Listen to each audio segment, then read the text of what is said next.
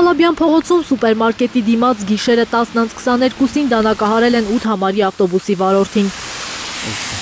Հայլուրի տեղեկություններով ուղևորը գարեջրի շշով բարձրացել է ավտոբուս, անկանխիկ վճարման փոխարեն առաջարկել մետաղադրամ։ Վեճ է սկսվել վարորդի ու ոչ սթափ վիճակում գտնվող ուղևորի միջև։ Տղամարդը դանակով հարվածել է վարորդի նստատեղին։ Վնասվածքներ ստացած 44-ամյա վարորդին շտապօգնության մեքենայով տեղափոխել են Արմենիա բժշկական կենտրոն։ Բժիշկները մշակել են վերքը, մի քանի կար են դրել։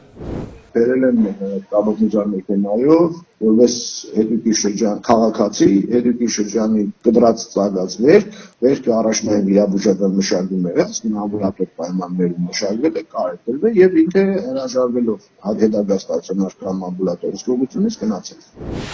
Վարորդին դանակահարած տղամարդուն փնտրում են իրավապահները, համենայն դեպս քննչական կոմիտեից հայտնում են, որևէ մեկը չի ձերբակալվել։ Քրեական վարույթ է նախաձեռնվել խուլիգանության եւ առողջությանը միջին ծանրության վնաս պատճառելու հոդվածներով։ Հարբած մի հատ թափ-թփուկ, ասում է ես բոյկոտ եմ անում։ Հարբած թափ-թփուկ է անվանում քաղաքագլուխ Ավինյանը 8 համարի ավտոբուսի վրա հարձակված տղամարդուն։ Ըստ նրա տղամարդը բոյկոտել է 150 դրամ ուղետոմսը ու հարձակվել վարորդի վրա։ Հարբած մի հատ թափ-թփուկ, ասում է ես բոյկոտ եմ անում, հետո էլ հարձակվում է վարորդի վրա։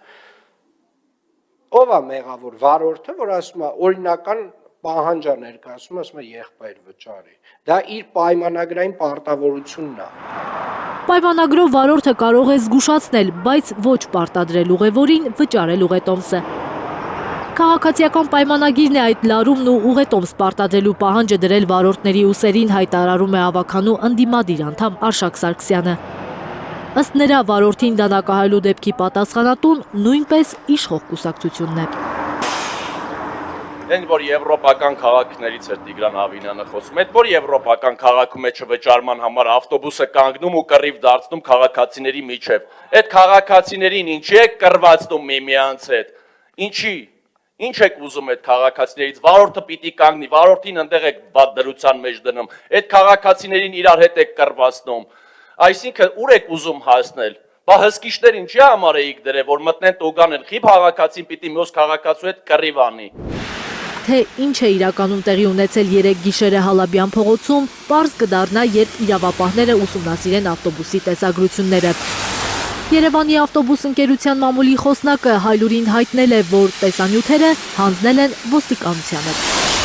Զարուհի Սահակյան, Անի Ղանդիլյան, Հայլուր։